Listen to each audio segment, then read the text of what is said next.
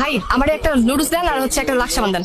ভাই শুনেন, আমি ওই বাড়ির দোতলা ভাড়া থাকি। আপনি আপাতত এই টাকাটা বাকির খাতায় লেখা রাখেন, আমি আপনার পরে দিয়ে দিব। বাকি নেবেন না? এলাম, এটা পড়েন। এইটা আবার কি? বাংলা পড়তে পারেন? পারি। তাহলে বাংলায় লেখা আছে, পড়েন। বাকি নেওয়ার চুক্তিপত্র। আমি কাস্টমার পক্ষ আরিয়ান মুন্না দোকানদারের পক্ষ থেকে বাকি নিতেছি। যদি আমি টাকা সময় মতো পরিশোধ না করি তাহলে আমার বাপের সম্পত্তি অর্ধেক ওয়ারিশ আরিয়ান মুন্না পাবে। এই মর্মে আমি রাজি ও মঞ্জুর। এই না, সই করেন। তাই মিয়া, মাথা ঠিক আছে আপনার? কি লাগছেন আপনি এগুলো? আপনি আমার কাছ থেকে বাকি লইতে দিয়েছেন, বাকি দিতেছি। একটা চুক্তি করছেন, চুক্তির ভিতরে আপনি যদি আমার বাকির টাকা না দিয়ে পালায় যান, আপনার সম্পত্তির অর্ধেক মালিক আমি। এটা ভুল কই? কি? আপনি বাংলা বুঝেন না? বুঝি।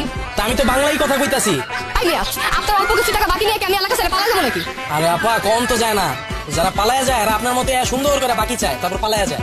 এর লেগা সেফটি ফার্স্ট। তাই বলে এত ধরনের সেফটি থাকতে বাকি নেওয়ার চুক্তিপত্র অসম্ভব ভাই। আপা, এটা কোন দেশ? বাংলাদেশ। এই দেশে অসম্ভব বলতে কিছু নাই, সব সম্ভব। তাই আপনি কি আমাকে মজা নিতেছে না? কোনোদিন শুনছেন বাকি নেওয়ার জন্য চুক্তিপত্র করে? আমি তোমার বাপের জন্য শুনি নাই।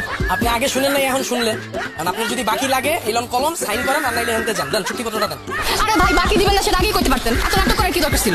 এই যে আপা, আপনার মহিলা মানুষের এই একটা দোষ। আপনারা না বুঝছেই আগেই সাত করে উঠে।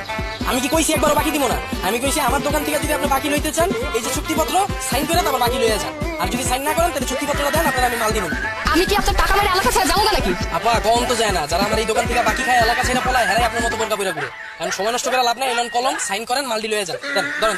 ভাই এত কিছু থাকতে চুক্তিপত্র কেন? আপনি মোবাইল নাম্বার রাখেন।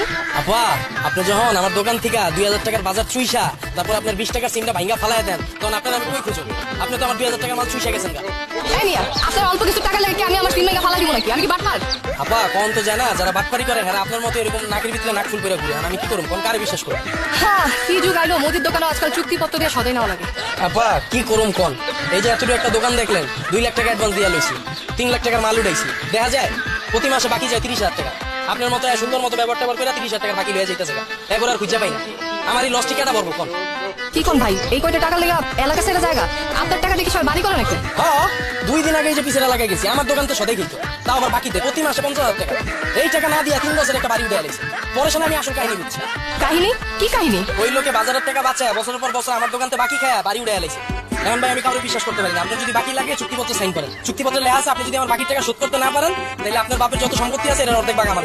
এলাম, ধরেন সাইন করেন। না না ভাই, আমি বাকি খাবো না, আমি নগদেই খাবো। এই চুক্তিপত্রে আমি সাইন করবো না। ধরেন ধরেন, এই যে লোন টাকা, আমি যাতে চাইছি এই টাকা দিয়ে আমার দেন। আরে পাবলিক রে, নগদ টাকা থাকতে বাকি খাইতেছি।